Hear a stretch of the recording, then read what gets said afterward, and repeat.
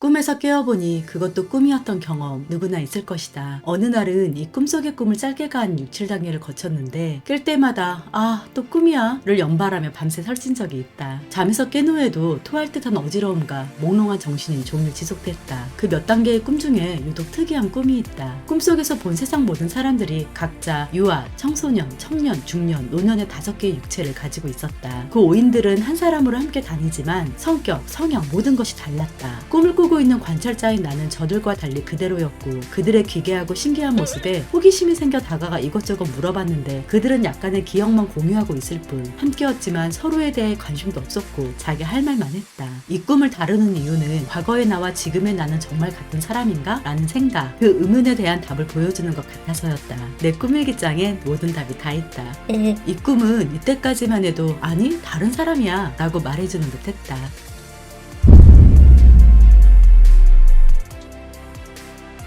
초등학교를 입학하기도 전 부모님은 헤어지셨다. 쭉 아빠와 살다가 초등학교 6학년이 된 후론 엄마와 살게 됐다. 어느 상황이었든 내가 받은 사랑과 관심은 충분했었다. 그러나 엄마는 나이 어린 성장기를 못 보고 지나간 죄책감을 안고 살았고 나 역시 엄마 없이 보낸 시절에 대한 희미한 원망은 있었지만 다 괜찮은 줄 알았다. 엄마 없는 애라는 꼬리표가 붙은 어린 시절의 나는 꽤나 어둡고 소극적이었지만 별탈 없이 잘 컸고 그렇게 성인이 됐다. 그런데 나의 랄제병은 명절이나 가족 모임 같은 날 즉 1년에 한 번씩 튀어나와 지금의 내 나이보다도 어렸던 엄마의 선택에 비난을 퍼붓고 상처를 들쑤셔대기 시작했다. 가족 모임이 있을 때면 언제 터질지 모르는 시한폭탄인 나를 남편은 오늘도 갑자기 돌면 진짜 알아서 해라 날 예의주시 감시 감청 도청했지만 역시나 이 폭탄은 어김없이 나타난 엄마의 마음에 대못을 받고 가족 모임을 부숴버리고 스스로의 마음에도 난도질을 해댔다. 이게 불과 몇 년 전의 일이다. 성인인 나는 엄마를 이해했다고 이젠 괜찮다고 생각했던 것 같은데 그 시절의 어린 나는 이 판단에 동의하지 못하는 듯 했다. 나 스스로도 문제를 알기에 다시는 그러지 말아야지 수없이 다짐해도 잊혀질만 하면 이사달은 결국 또 반복되었다. 진짜 더 이상은 안 된다. 그 후 명상과 유체이탈로 느낀 것은 시간의 흐름 따위는 없다는 것. 그렇다면 이 미친 꼬맹이는 지금도 어딘가에 분명히 존재하고 있을 것이다. 어딘가에서 혼자 괴물이 된 이 녀석과 단판을 짓기로 했다. 이때부터 명상의 목표는 단 한 가지. 어린 나의 기억을 행복으로 바꿀 것. 될지 안 될지 모르지만 시도는 해보기로 했다. 소파에 편안하게 누웠다. 몸을 이완시키고 내 몸에 흐르는 에너지를 느끼며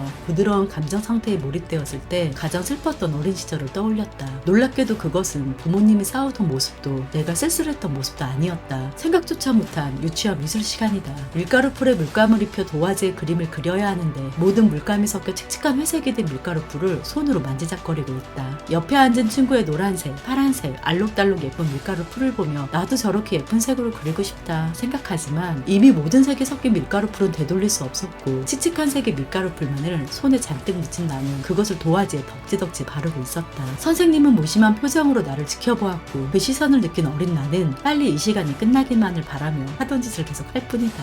지금 내 마음이 너무 아팠다.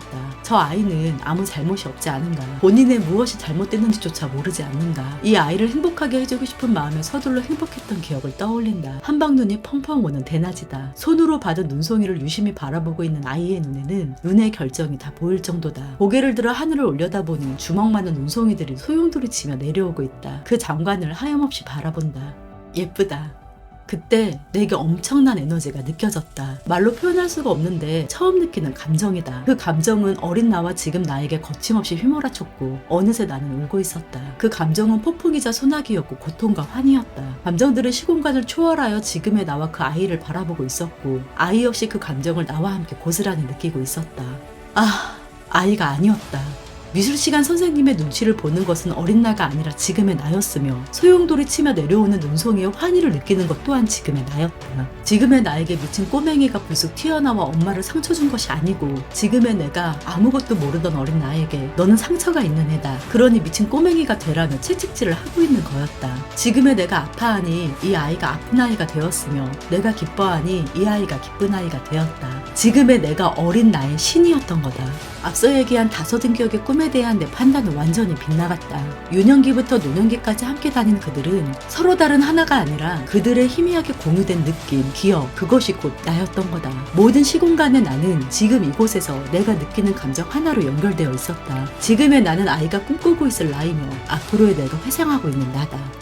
명상에서 깨어나며 어린 나를 행복하게 만들겠다는 내 계획은 무의미하다는 걸 알았다. 이 아이가 어떤 길을 걸어왔던 지금 내가 행복하기를 선택한다면 어린 나는 이미 행복한 아이가 된다. 앞으로 삶을 겪을 나조차도 행복한 사람이 되는 거다. 내가 괴물을 심어놓으면 괴물을 키우는 아이가 되기도 하겠지. 이 일이 있고 나서야 비로소 엄마를 바라볼 수 있었다. 어디서부터였는지 시작도 끝도 없는 원망의 눈으로 본 엄마의 모습은 늘 힘들고 지쳐 보였었고 그 모습이 싫었던 나는 늘 짜증 섞인 말투로 엄마를 대했었다.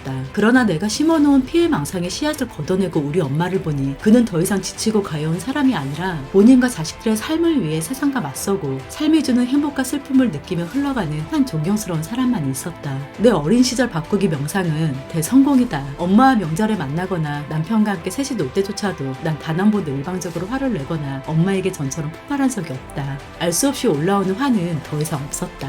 나는 이 명상에 앞서 유년의 나를 행복하게 바꾸겠다고 선언했다. 나의 어린 기억을 행복으로 바꾸어 내 아픔을 치유하기 위함이었다. 그러나 어린 나도 지금의 나도 치유할 필요가 없었다. 나는 이미 어느 순간부터 스스로에게 행복과 사랑을 강요하고 주입하였고 그 자리에 똑같은 크기의 슬픔과 미움을 남겨버렸다. 중요한 것은 나를 관통하는 왜곡된 감정과 비틀어진 연결을 바로잡는 것이었다. 지금의 나가 모든 시공간 속 나의 신이다. 나를 관통하는 그 희미한 느낌을 우리는 잘 들여다봐야 한다. 그저 나의 아픔을 어린 나의 아픔으로 인정하고 위로했다면 난 여전히 아픔을 간직한 채 살고 있을 것이 뻔하다. 누군가가 말하는 마음을 다스리는 방법들은 강요된 사랑, 인정, 치유라는 이름으로 빈자하여 사람의 마음을 더 괴롭힐 뿐이다. 누구든지 자신만의 방식으로 꼬여버린 감정의 고리를 풀 수 있다는 걸 의심하지 않길 바란다. 세상 그 누구보다 나를 아는 건 오로지 나 자신뿐이다.